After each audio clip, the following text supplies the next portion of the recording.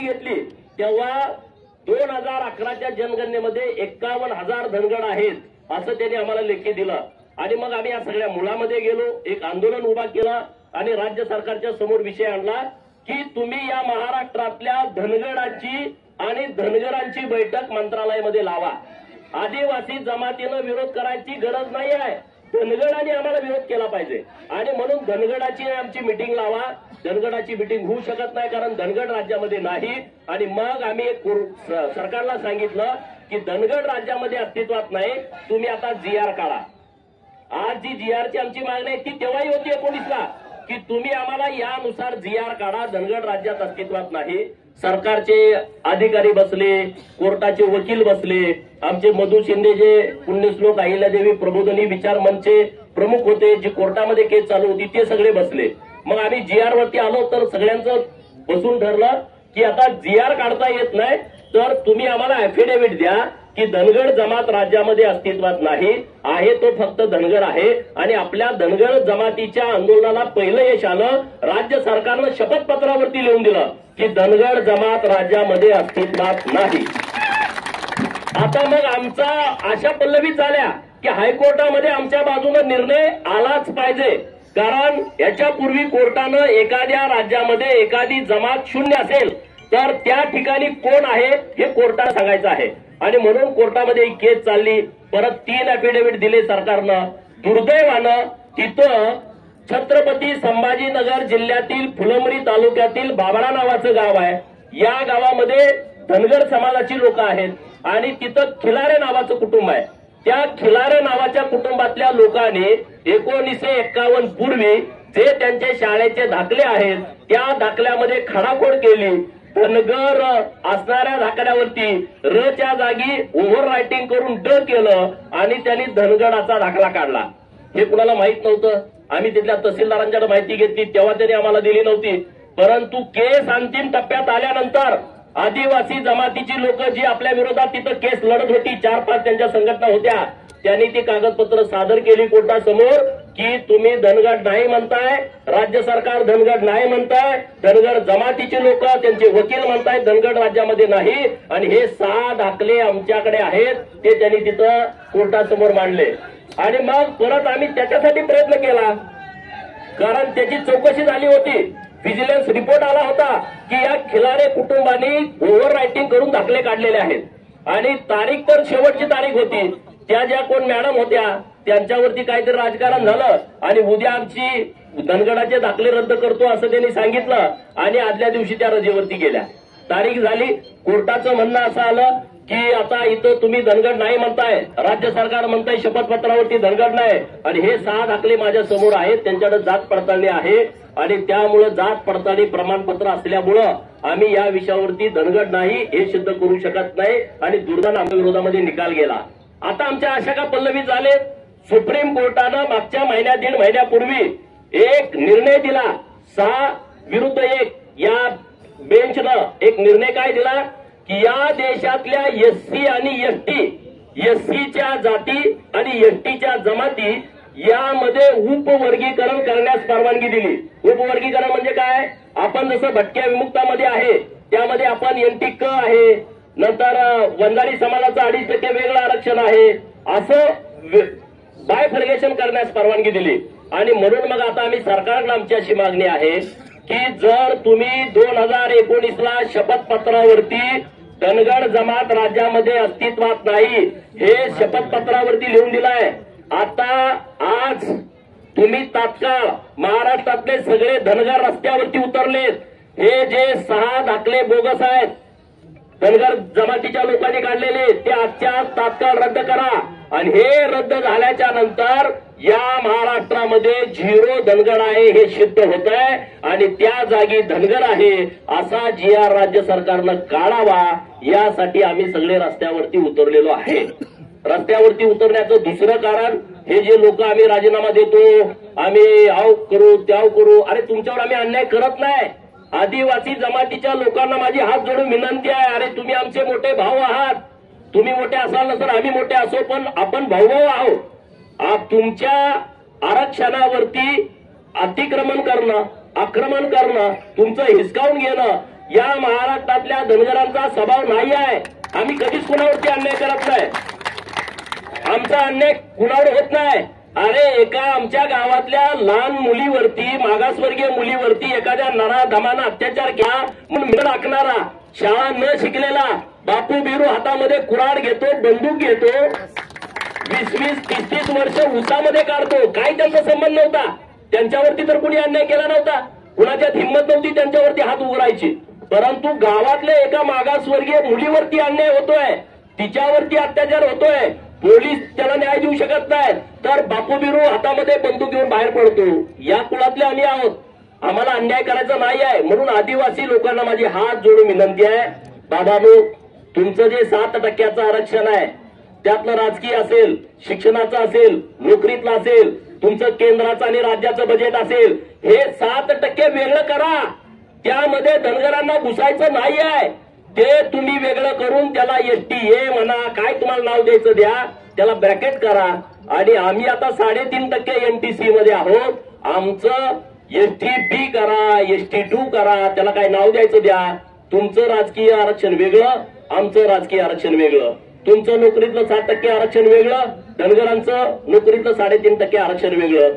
तुमचं शिक्षणातलं 7% वेगळं, आमचं 3.5% वेगळं. तुमचं केंद्राचं बजेट येणारं 7%च्या लोकसंख्येनुसार येईल, आमचं 3.5%च्या लोकसंख्येनुसार येईल. राज्याचं बजेट तुमचं 7%च्या नुसार येईल, आमचं 3.5%. कुठं अन्याय होतोय? मला त्यांना विनंती करायची आहे, अरे तुम्ही मोठं मन करा. तुम्हाला आदिवासी मंत्र्यापेक्षा दुसरं कुठलं खातं देत नाहीत. हे धनगर तुमच्या बाजूने येऊ द्या, तुम्ही राज्यात किंग व्हाल, किंग. हे धनगर जेव्हा आदिवासी होतील ना, तेव्हा तुम्ही या महाराष्ट्रामध्ये किंग व्हाल. तुम्ही जरा विषय समजून घ्या, नीटपणे समजून घ्या. आणि आज ना उद्या हे बायफर्गेशन होणार आहे, उपवर्गीकरण हे होणार आहे. आज नाही झालं तर उद्या होईल, उद्या नाही झालं तर परवा होईल. हे झाल्याशिवाय राहणार नाही. मग कशासाठी तुम्ही आमच्यावरती अन्याय करताय? आणि आदिवासी बेल्ट वेगळा आहे. आदिवासी कुठं आहे? नंदुरबारमध्ये, आमची संख्या तिथं नाही आहे. आदिवासी कुठं आहे? पालघरमध्ये, आमची तिथं संख्या नाही आहे. आदिवासी कुठं आहे? ठाण्यामध्ये, तिथं आमची संख्या नाही आहे. आदिवासी कुठं आहे? गडचिरोलीमध्ये, तिथं आमची संख्या आहे पण ती कमी आहे. आदिवासी कुठं आहे? नागपूरमध्ये, तिथं आमची संख्या कमी आहे. आदिवासी कुठं आहे? गोंदिया, भंडारा, वर्ध्यामध्ये, तिथं आमची संख्या आहे पण ती तुम्हाला तिथं आमचा पोरगा उभा राहिला आमदार होईल अशी संख्या नाही आहे. हा विषय तुम्ही समजून घ्या. तुमची संख्या दिंडोरीमध्ये आहे, तिथं आमची संख्या आहे पण एखाद्या दुसऱ्या मतदारसंघामध्ये आहे. नांदगाव सारख्या मतदारसंघामध्ये आम्ही 35-40 हजार आहोत, तर दुसऱ्या मतदारसंघामध्ये नाही. आमचा बेल्ट कुठं आहे? पश्चिम महाराष्ट्र. आमचा बेल्ट कुठं आहे? मराठवाडा. आमचा बेल्ट कुठं आहे? विदर्भामधला यवतमाळ, विदर्भामधला अमरावती. हे अशा ठिकाणी आमचा बेल्ट आहे. इकडं नाशिकला आहे. आणि त्यामुळं आमचा तुम्हाला अजिबात त्रास होणार नाही. 90 विधानसभा मतदारसंघ महाराष्ट्रामध्ये असे आहेत की जिथं धनगरांची संख्या 25,000 ते 1,07,000 आहे. आणि मी कालच ती यादी काढून सरकारला दिली आहे. हे तुम्ही बघा, तुम्ही विचार करा. धनगरांची ताकद या महाराष्ट्रामध्ये मोठी आहे. 25,000च्या खालचे असंख्य मतदारसंघ आहेत ते आम्ही दिले नाहीत. पण 25,000पासून 1,07,000पर्यंत मतदार असणारे 90 विधानसभा मतदारसंघ या राज्यामध्ये आहेत. आणि त्यामुळं कुठलंच टेन्शन सरकारनं घेण्याची आवश्यकता नाही. सरकारनं तात्काळ आजच्या आज हे सर्टिफिकेट रद्द करावेत. आज आमची पोरं उपोषणाला बसून 15 दिवस झाले. अरे त्या पोरांच्या किडन्या फेल होतील. पंढरपुरामध्ये, लातूरमध्ये, नेवासा फाट्यावरती पोरं उपोषणाला बसलेले आहेत. सरकारनं दाद घेतली नाही असं म्हणत नाही. सरकारनं दखल घेतली. सरकारनं 3-4 बैठका लावल्या. परत तिकडे कुणीतरी मोहळ उठवत आहे आदिवासी जमातीचा विरोध. मग परत येरे म्हणजे मागलं तसंच तुम्ही करणार. आमचं परत ह्याचा विरोध आहे, त्याचा विरोध आहे. आणि म्हणून महाराष्ट्रातल्या धनगर समाजाने एकजूट झाला पाहिजे, सतर्क झाला पाहिजे. या आरक्षणाच्या बाबतीमध्ये ताकदीने एकत्रित आलं पाहिजे. गट, तट, पक्ष, पार्ट्या, नेता बाजूला ठेवला पाहिजे. या ST आरक्षण अंमलबजावणीमध्ये धनगरांचं हित आहे. या ST आरक्षणाच्या अंमलबजावणीमध्ये धनगरांना राजकीय प्रतिनिधित्व मिळू शकतं. याच ST आरक्षणामध्ये धनगर समाजाची पोरं IAS, IPS होऊ शकतात. आणि म्हणून आम्ही सगळेजण एकत्रित आलोय, ताकदीने एकत्रित आलोय. आणखी जरी लढा तीव्र करावा लागला आणि त्यासाठी वाटेल ते काय करावं लागेल ते करण्यासाठी गोपीचंद पडळकर हा धनगर जमातीच्या बरोबर असणार आहे. ताकदीने आम्ही बरोबर असणार आहे. ही आमदारकी बिमदारकी मला समाजामुळे मिळाली आहे, त्यामुळे मी त्याचा लय विचार करत नाही. मी समाजाचा जो विषय आहे तिथं मी समाजाच्या बाजूने उभा राहतो.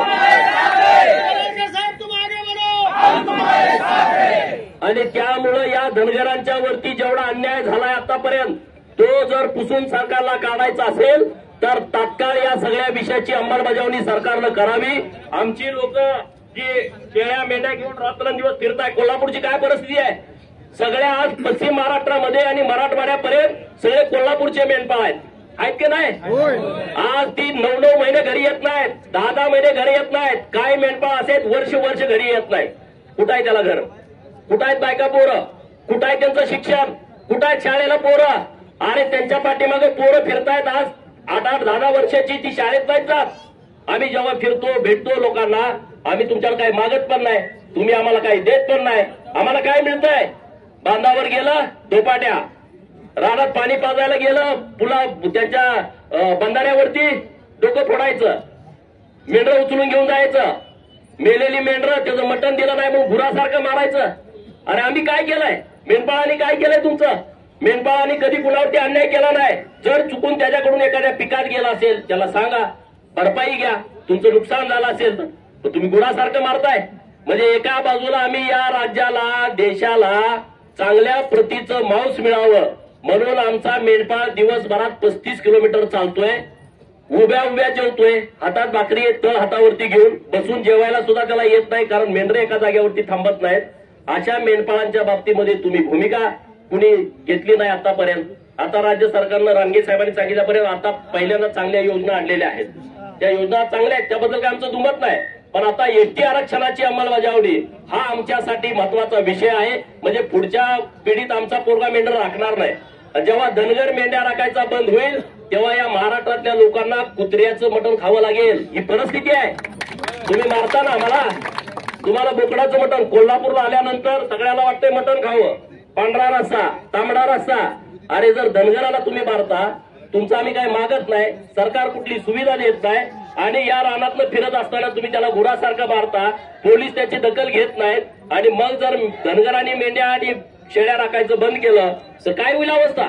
लोकांना बंद गोपीचंद काही बोलतो. ही परिस्थिती आहे, ही परिस्थिती येणार आहे. आणि म्हणून धनगर जमातीनं आज रस्त्यावरती महाराष्ट्रामध्ये सगळे उतरलेत. सगळ्या धनगरांनी ताकद दाखवलेली आहे. कोल्हापूर मधले सगळे धनगर एकत्रित आले, त्याबद्दल मी तुमचं मनापासून आभार व्यक्त करतो. राज्य सरकारला मी इशारा देतोय, राज्य सरकारनं धनगर समाजाची तात्काळ योग्य दखल घ्यावी. आजच्या आज ते दाखले रद्द करावेत आणि महाराष्ट्रातल्या धनगरांना एसटीचा GR काढण्याच्या बाबतीमध्ये सरकारनं ठोस भूमिका घ्यावी, हे मी कोल्हापूरमधल्या सरकारला सांगतोय. सरकारच्या बाजूने कायम धनगर राहिलाय. धनगरांना प्रत्येक ठिकाणी पुढं केलं गेलंय. लढायला धनगर काय द्या मागं, मत द्यायला धनगर, तिकीट द्यायला धनगर चालत नाही. तुम्ही निवडून येणार का? आमच्याकडे कारखाना असता, आमच्याकडे सूतगिरणी असती, आमच्याकडे जिल्ह्याची बँक असती, तर मग आम्ही कशाला आरक्षण मागितलं असतं? नसतं मागितलं ना. आमचा पण एखादा चेअरमन, राज्यात एक चेअरमन तुम्ही साखर कारखान्यात दाखवू शकत नाही. राज्यात सूतगिरणी नाही. एक अण्णासाहेब डांगे साहेबांची, एक गणपतराव देशमुख साहेबांची जुनी सूतगिरणी, तिसरी सूतगिरणी नाही, काहीच नाही, कशातच काय नाही. आणि आम्ही कुठं सोसायटीचं चेअरमन, आम्ही कुठं ग्रामपंचायतचं सरपंच, ती होतेच की गावाचं आमचं तिथं सरपंच कोण, आम्हीच होणार का दुसरा होणार आहे? त्यात पण मारामाऱ्या, भावाच्या विरुद्ध भाऊ, आईच्या विरुद्ध मुलगी, बापाच्या विरुद्ध पोरगा, चुलत्याच्या विरुद्ध पुतण्या, हे राजकारण आमचं सुरू आहे. आणि म्हणून आम्हाला आरक्षणाची अंमलबजावणीची गरज आहे आणि ती अंमलबजावणी सरकारनं तात्काळ करावी. त्याला आता कायदेशीर बाजू आहे. धनगर आडमुठे भूमिका घेत नाही. धनगर जमातीची जी मागणी आहे ती कायद्याला धरून मागणी आहे. आणि त्यामुळं आता ज्या ताकदीनं तुम्ही एकत्रित आला त्याच ताकदीनं पुढे सुद्धा आपण एकत्रित यावं. आणि सगळ्याला विनंती आहे, आपण हायवेवरती शेळ्या मेंढ्या आलेल्या आहेत, त्यांना घेऊन आपण हायवे रोकायला जाऊ.